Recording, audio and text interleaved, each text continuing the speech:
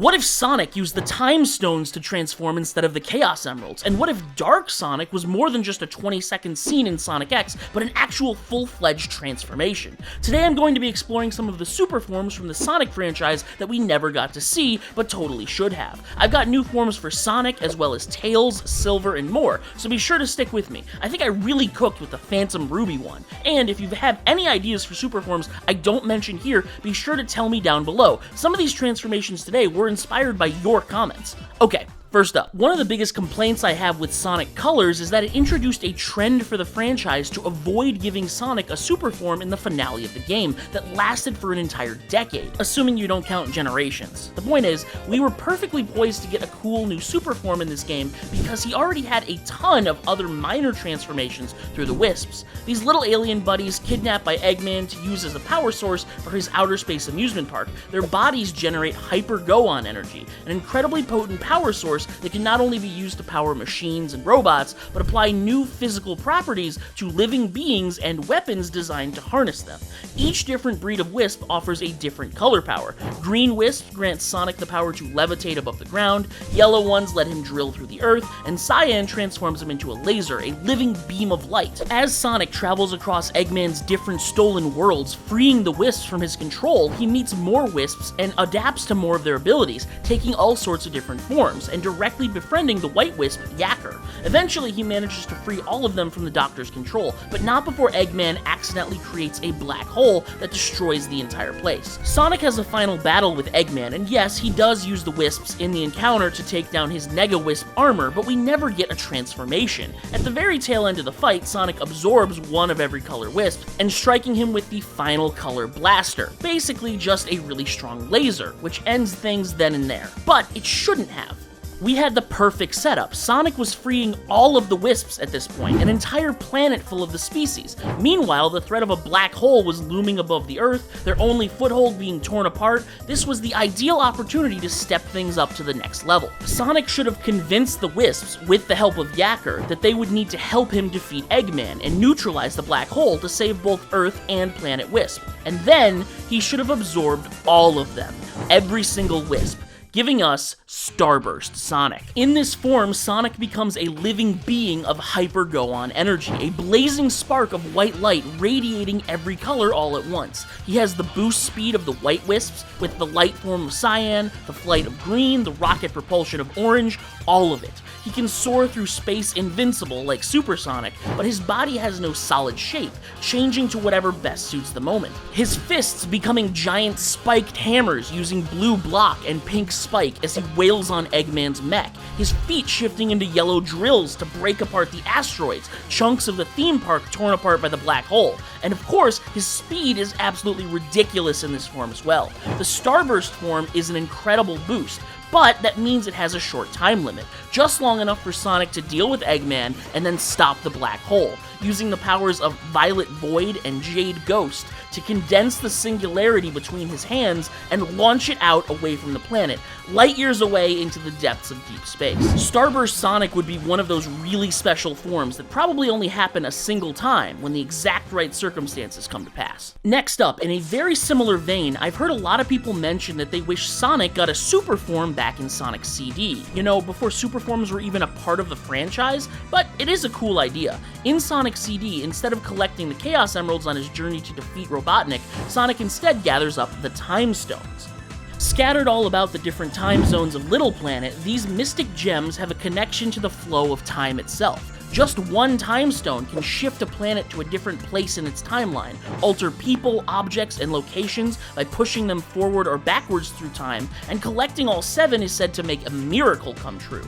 In the game, once you collect all 7, it wipes out nearly every robot transporter Robotnik was using to send badniks to the past, ensuring a good future to every zone on Little Planet. This is a cool way to utilize the stones, and definitely a satisfying reward before the idea of super forms had hit the franchise. But in retrospect, yeah, it would have been cool to dunk on Metal Sonic with some kind of transformation. In fact, fans have already cooked up a few ideas for a super form with the Time Stones. Using the verbiage from the Sonic CD manual that collecting all 7 would cause a miracle, they dubbed this form Miracle Sonic.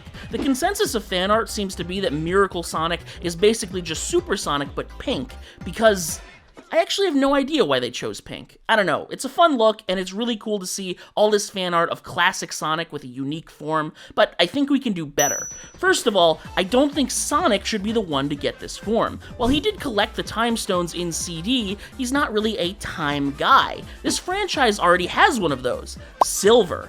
I think Silver is the right fit to get a super form with the Time Stones for a few reasons. One, he's from the future, a man out of time. He's done more time traveling than any other character in the franchise, and likewise would have the most knowledge about it. But also, we've never gotten a canon reason how Silver time travels. Like, they don't even hint at it. He just shows up in the past and everyone accepts it without asking any questions. We know time portals can be opened when 2 people use chaos control together, but Silver does all his time travel by himself. And we can't just assume that there are time machines in the future, because a lot of the time he's coming back from a destroyed apocalypse where technology never got to advance to that point. And so, we get to kill 2 birds with 1 time stone.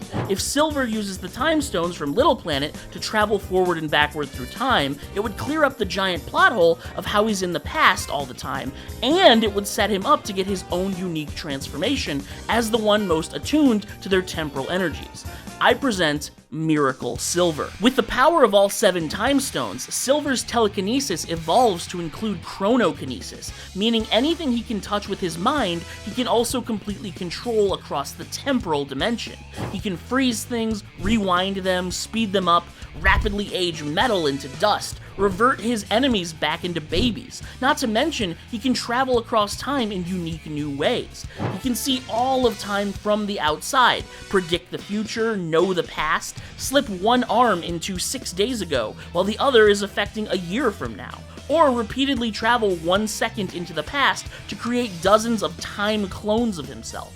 His regular telekinetic abilities aren't boosted as much as they are as Super Silver, and he's not invulnerable either, but any injuries he sustains, he can simply reverse time to before they happened. This form of Silver is pretty busted as long as he has his faculties about him, so it does have a few drawbacks. Ironically, it has a pretty short time limit. Wielding this miracle power for too long would eventually scatter Silver's consciousness across the entire time stream, so he has to limit its use to about 5 minutes at most. And the closer he gets to that time limit, the harder it gets to focus, as more and more of eternity seeps inside his mind, causing him to become more and more detached from himself and his goals. The power of miracles is supposed to be appreciated but not abused, and I think this is a great way to show that. But, you know, these last 2 forms have been really bright. I think things could stand to get a little dimmer in here, a little darker. I grew up watching Sonic X as a kid, and I always thought that its original material after adapting Adventure 1 and 2, that being Season 3 and the Meta-X saga, was filled with great ideas that didn't have enough time in the oven to get properly executed. Case in point, Dark Sonic.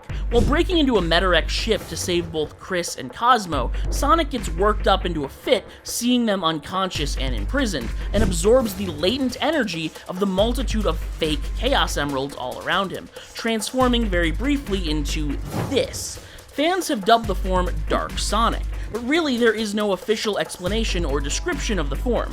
All we see is Sonic thrashing a few Meta-X goons while cackling like a villain, before getting talked back down by Eggman. Now, that didn't stop fans from latching onto the concept, and I won't lie, I get it. I think the idea of a dark inverse to Sonic's super form is a cool idea, but the execution needs some work. First of all, artificial Chaos Emeralds, first introduced in SA2, are not inherently evil, or filled with dark chaos energy. They simply do what real emeralds do, but less effectively and for a shorter period of time. There might be some intricacies to the fake emeralds made by the Meta-X that make them different than the emerald Tails created, probably intended to tie in with the season's themes of the goodness in nature and the evil of mechanization and artificiality, but I just don't buy that Sonic would be corrupted so easily by something formally shown to operate so neutrally. No, I think if Sonic is going to have a dark or corrupt form, it should be something nothing accessible from the genuine Chaos Emeralds. After all, they reflect what's inside your heart.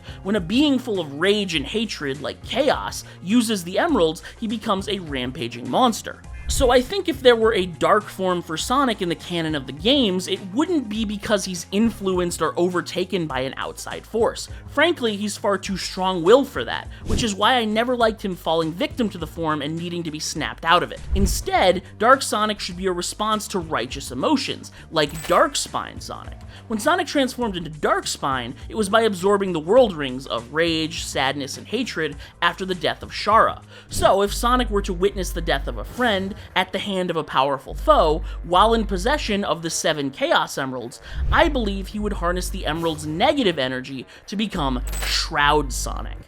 In this form, Sonic is cloaked in rippling darkness, and while it mimics his super form in terms of abilities, flight, invulnerability, enhanced speed, and strength, it also turns his body into a bolt of dark energy, his eyes and quills flickering like plasma, meaning he can pass through matter like a gliding shadow, phasing past the defenses of anything he doesn't care about so he can deal swift justice. Shroud Sonic is the inverse of Super Sonic. Instead of being cocky and playful, he's completely silent and focused on the task at hand. Unlike Dark Sonic from X, he's not evil. He doesn't laugh like a villain when he destroys his enemies. He has no time for any of that. He's more shaped by mourning and vengeance than sadism, which are dark emotions Sonic would actually choose to indulge in if the situation called for it, a realistic facet of his personality with powers that reflect those feelings. Of course, if we're going to have Sonic use the negative energy of the Chaos Emeralds, it's only fair that we do the inverse too, right? Chaos, the mutated Chao, descendant of the Ancients and considered by many as the god of destruction, is a being of living water that takes a new shape with every Chaos Emerald it absorbs. Chaos Zero is his base state, and we've seen him bulk up and get stronger as Chaos 1 and 2, turn into a shark-like creature as Chaos 4, the giant crab monster, Chaos 6, and finally take the enormous kaiju dragon form with the power of all 7 emeralds, Perfect Chaos. Of course, each of these forms is achieved using the negative energy of the emeralds. Chaos is filled with sadness and rage against the world. As a guardian of the Chao, he witnessed his people get slaughtered by the ancient Echidna clan as they led a charge to steal the Master Emerald. Chaos erupted into his perfect form then in the past, using the Chaos Emeralds to transform into the giant beast that gave him that name, God of Destruction, as he threatened to destroy all life on Earth in his fury. Luckily, he was able to be tamed by Tikal, an Echidna girl who prayed to the Master Emerald, which can neutralize the Chaos Emeralds, to take away the power of Perfect Chaos and seal him away within the Master Gem. But after the Master Emerald was shattered by Eggman and Chaos was released, he eventually collected the emeralds again across the events of adventure and effortlessly wiped Station Square off the map. It was up to Sonic to use the positive energy of the emeralds to defeat Chaos and quell the rage in his heart, finally granting him peace after his centuries of imprisonment. And now, Chaos is just chilling inside the Master Emerald, I think. I'm pretty sure. Maybe Iizuka said he actually went on to the afterlife in an off-the-cuff interview like 20 years later, but then how did he show up in Sonic Battle? He kinda just phased in then. Whatever. The point is, Chaos is chill now. He no longer hates the world or its people. So what would happen if he tried to use the power of the Chaos Emeralds now? What would this positive spin on Perfect Chaos look like? Well, they actually did something like this in Archie Comics, but it totally sucked. It was just Chaos Zero, but real big.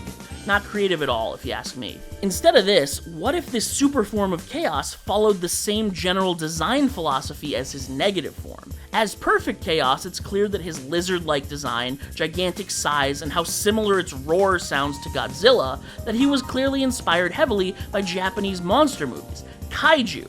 And so, what if his positive form took the shape of other building-sized Japanese media? That's right, Sentai and Mecha. As Chaos absorbs the 7 Chaos Emeralds to use their positive power, he acts like a Megazord or Voltron. Each emerald a piece to his enormous body, energizing his new body. This is Total Chaos. In this form, Total Chaos is as gigantic and powerful as Perfect, but he has the benefit of complete control of his faculties, and a body that reflects that control. He can still manipulate massive amounts of water to sway oceans and flood landscapes if he wanted to, but he can also move without damaging the world around him, walking or turning his lower body into a whirlpool that allows him to glide over land at hurricane speeds. Each emerald forms a piece of armor on his body, which he can bash into enemies like a brawler or a football player wearing shoulder pads. And replacing the blazing mouth beam of Perfect Chaos, Total Chaos can perform a similar giant laser out of the glowing emerald on his chest, vaporizing anything in his way with a flash of light. This form is much more heroic, the transformation he would take on to defend the Chao from enormous threats, and it also takes visual inspiration from the Titans, the giant machines piloted by the Ancients. Of course, Chaos, one of their descendants, would instinctively take the shape of a Titan to defend those he loves. Now, this next one was pretty tough. The idea is one a bunch of other people have had before and made some really cool art of, but I really struggled thinking of a way to justify it, and you'll see what I mean in a minute. My point is, if you can think of a better origin or explanation for this one, definitely let me know down in the comments. So, what the hell am I talking about? Tails, Sonic's little fox buddy, has always been the sidekick, and so giving him a super form is something that fundamentally seems kind of like a misfit. In Sonic 2, when we got the very first instance of a super form, only Sonic could use it, not Tails. He did end up getting one in Sonic 3 and Knuckles, but that game also had Hyper Sonic and Hyper Knuckles. Other ideas Sega has since scrapped. And even back then, they knew making Tails uber powerful felt odd, so Super Tails had to be buffed in a sense. Unlike every other character, he got little flickies that fly around to protect and help him, and his general mentality has stuck for decades. In SA2, they stuck him in a mech suit like Eggman, as if he can't fly and run at super speeds without it. Or what about in Sonic 06, where they made all his special moves about dummy rings? What is this? It's clear no one has any clue how to make Tails physically imposing while maintaining his more important character traits of cute, bashful, and nerdy. So, if they don't even feel comfortable making him capable or imposing as a fighter in his base form, of course they don't want to give him a golden god form. That goes to the action types like Sonic and Shadow. Well, I think the solution is in the problem. I think this should be a character arc for Tails. And before you say it, I'm not talking about rehashing his "I always let Sonic save me, I don't believe in myself" arc.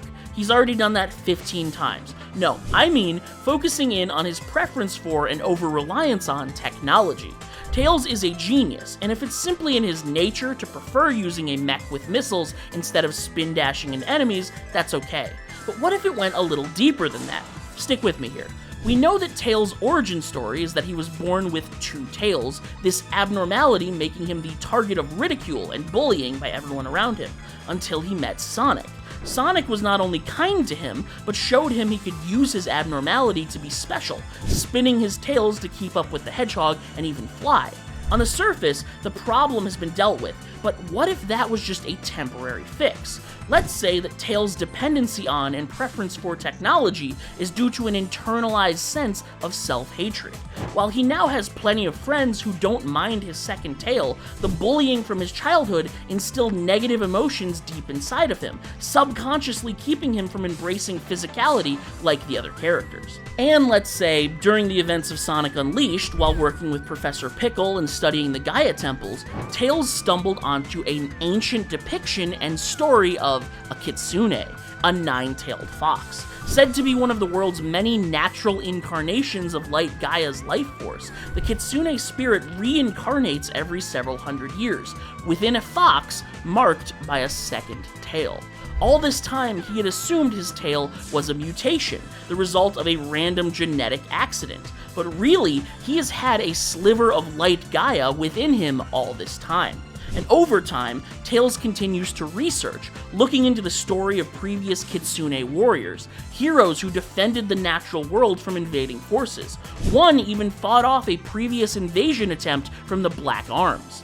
Tails would slowly come to accept and appreciate this part of him that he's always resented, and upon finally doing so, his true power would awaken. NineTails. In this form, Tails incarnates into the legendary warrior that's defended the planet for thousands of years. He gains these astral flaming tails for a total of 9 of them, and his body is marked in the places where the first kitsune was painted to life by Light Gaia. In this form, he is incredibly fast, and instead of using his tails as a propeller, the 9 of them point backwards like a jet engine, blasting him from place to place. They can also stretch and grow, giving him 9 limbs to reach out and manipulate things, grab friends or foes, throw them around, or melt through steel when he's serious. Tails has always been extremely intelligent, but this form capitalizes more on his strategic mind than his scientific one. Kitsune are known to be playful trickster spirits that change form to play pranks or outwit their opponents, and so in this form, Tails would also have that shape-shifting ability. He would be able to change his appearance to look and sound like anyone he wants, and even play mind tricks, hypnotizing less intelligent enemies to obey him or give up. As a nature spirit, this form exists to defend Gaia from external forces, including everything artificial. Tails can crumble almost any technology he comes into contact with just by touching it, but that also means he can't use any of his own inventions in this form, so no Miles Electric or Cyclone.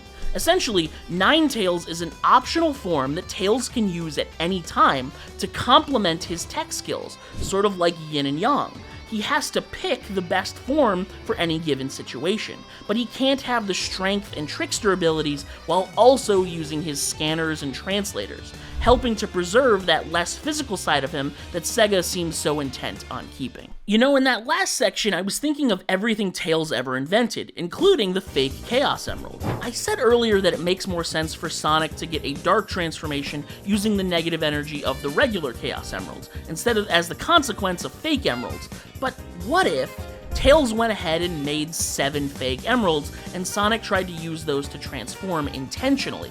If not Dark Sonic, what would he become? Let's think about it. The first fake emerald was created by Tails to sabotage Eggman's plans in SA2. It was designed to mimic the energy and properties of a regular emerald, albeit without their infinite energy, and then detonate any machine it was plugged into as a power source. Eggman caught on, however, and launched Sonic out into space with the emerald, forcing him to try and use it to perform chaos control, which actually worked. Incredibly, whenever a character uses a fake Chaos Emerald in the main series, they are able to replicate the powers and usage of a normal emerald.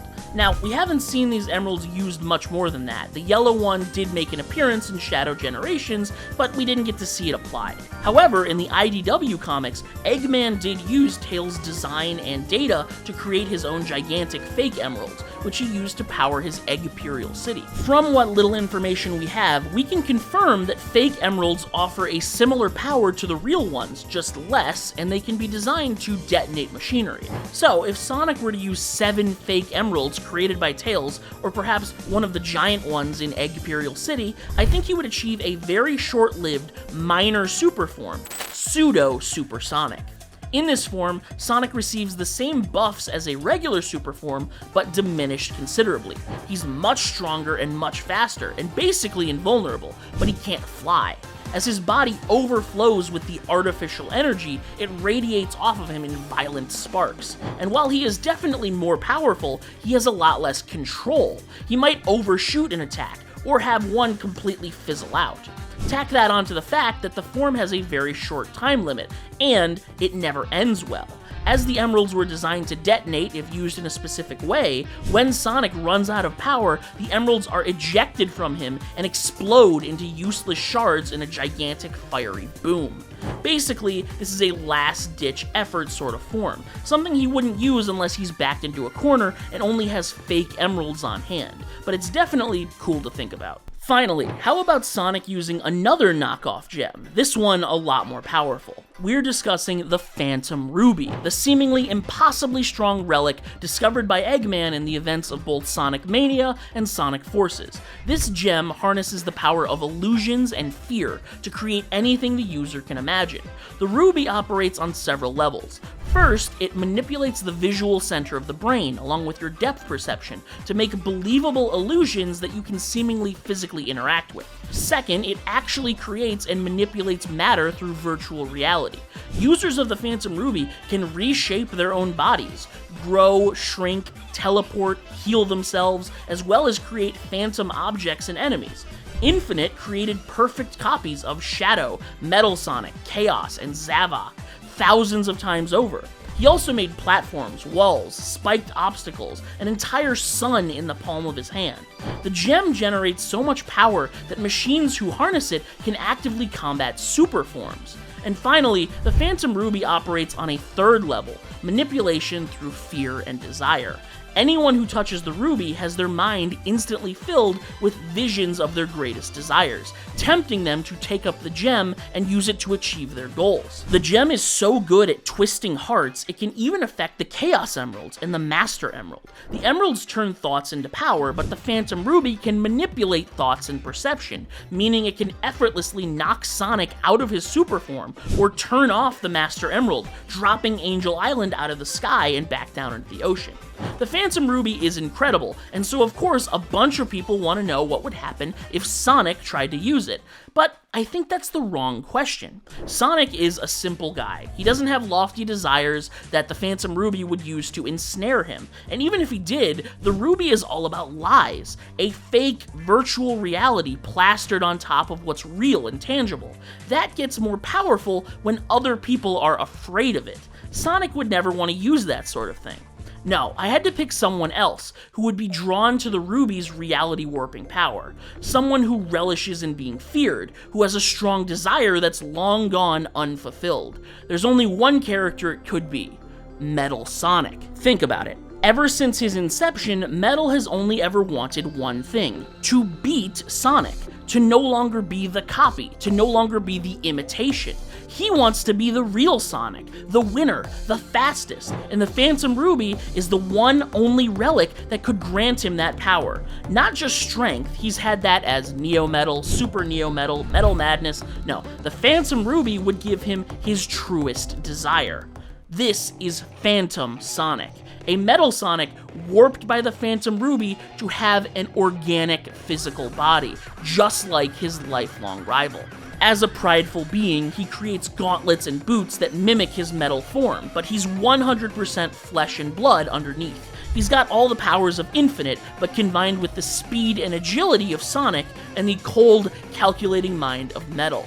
Now finally made real, he relishes in combat. He loves to actually feel his fists and feet colliding with enemies, and perceiving the fear in their eyes with his own natural processes, instead of through a facial recognition algorithm. He does use the Ruby differently than Infinite though. Because he's got the soul of a machine, he's not very imaginative. He doesn't create minions in the form of other enemies. Even though the Ruby can read people's thoughts and generate their greatest fears, Phantom Sonic never uses it to do that. He simply reads the information and applies it to himself. If he sees that someone is afraid of fire, he'll light his own fists on fire, that sort of thing. He explicitly buffs himself, and because he can use the Ruby to heal himself, the only way to beat him is to separate him from it. But good luck, as it's become his greatest, most prized possession. Stay frosty.